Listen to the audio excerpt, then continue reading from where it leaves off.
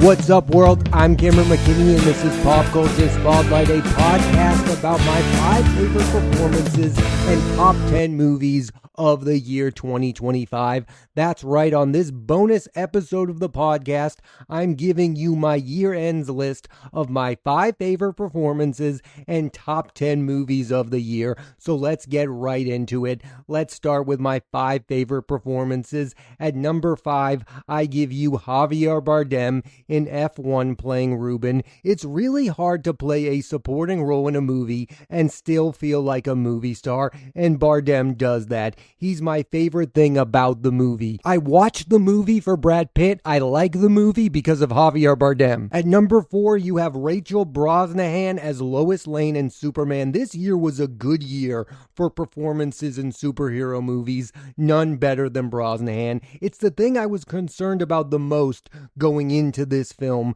because Lois has been played in a particular way which I had grown tired of. She brought her own thing to the movie, and to me proved that she's capable of being a true movie star. I can't wait to see what she does with this character down the road. At number 3, Chase Infinity as Willa Ferguson in One Battle After Another. I've seen the movie twice now, and both times she's been the highlight. It's going to go down as one of the best film debuts. She is the performer from that movie I most want to see get an Academy Award nomination. My second favorite performance of 2025 goes to Julia Gardner in Weapons, playing concerned schoolteacher Justine. I get that the movie is a giant ensemble, but for me, she's the centerpiece of the film and my favorite thing about it. And my number 1 favorite performance goes to Michael B. Jordan in Sinners,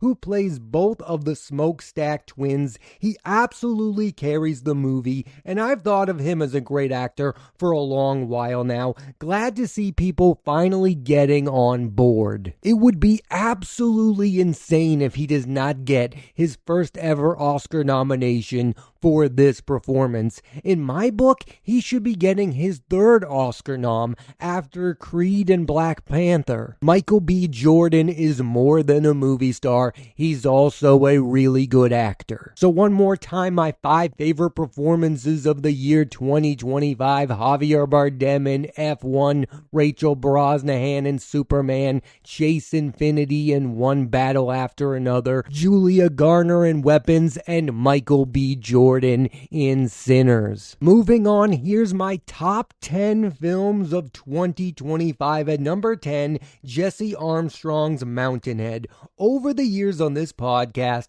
I have talked about how I am a sucker for good dialogue, and almost no one is better than Armstrong when it comes to that. The movie is funny and filled with ideas on the modern billionaires. I enjoy all of the performances, especially from Steve Carell and Corey Michael Smith. At number 9, Darren Aronofsky's Caught Stealing. It restored my faith in him as a director. I thought of him as someone who takes himself way too seriously and incapable of making a movie that isn't self-important. I love the fact he made a movie that is just entertaining. Austin Butler, despite what some people have said, is the right leading man for the movie, and he's got real chemistry with co-star Zoe Kravitz. At number 8, Fleur Fortune's The Assessment. Sometimes it's hard to make a movie out of an interesting premise, but this one gets there. It's a sci-fi film about parenting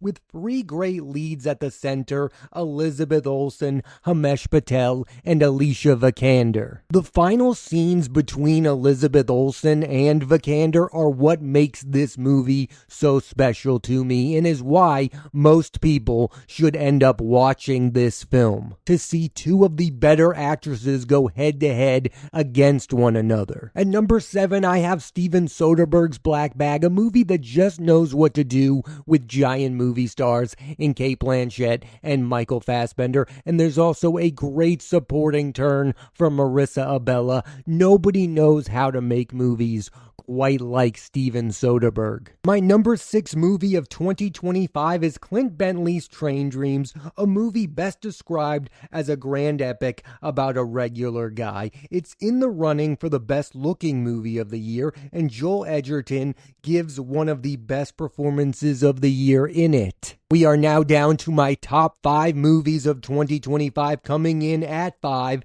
is Guillermo del Toro's Frankenstein. No one tells a story told over and over again quite like Del Toro. He makes the monster visually different than it's ever been, and Oscar Isaac and Jacob Elordi give 2 of the best performances of 2025. At number 4, I have Paul Thomas Anderson's One Battle After Another, a movie that has everything that has made PTA. The shocking moments, the insane comedy, the wait to see him finally work with DiCaprio was well worth it. I also love the fact that you can have a real debate about who gives the best performance in the movie. A lot of people say DiCaprio. A lot of people are saying Infinity like myself. Some people are saying Sean Penn. Others are saying Del Toro. If that's not a sign of a great movie, I don't know what is. Number 3, Zach Cregger's Weapons, a movie that I believe has the best ensemble of the year. It has the horror you expect, with a funny comedic tone to go along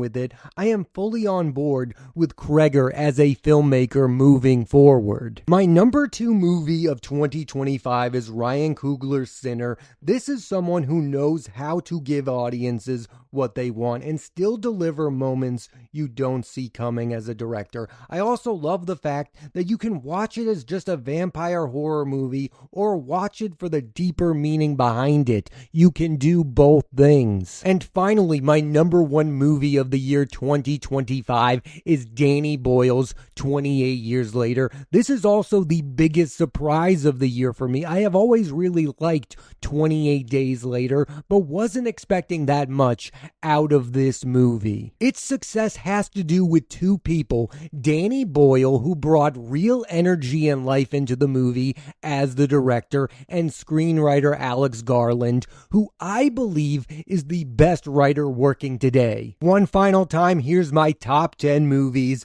of 2025. At number 10, Mountainhead. At number 9, Caught Stealing. Number 8, The Assessment. Number 7, Black Bag. Number 6, Train Dreams. Number 5, Frankenstein. Number 4, One Battle After Another. Number 3, Weapons. Number 2, Sinners. And number 1, 28 Years Later. If you want to hear more of my in-depth thoughts on these movies, go back into the archives and listen to the episodes that come out weekly on this very podcast, Pop Culture Spotlight. There will be new episodes of this podcast every Thursday on Apple Podcasts and Spotify, and I hope you listen to it in the year 2026, where hopefully I will be covering even more big movies. There are big ones on the way, as you know. There's a new Avengers film. There's a new film from Christopher Nolan, The Odyssey. So if you enjoyed listening to my list of my 5 favorite performances and top 10 movies of 2025, do me a solid and please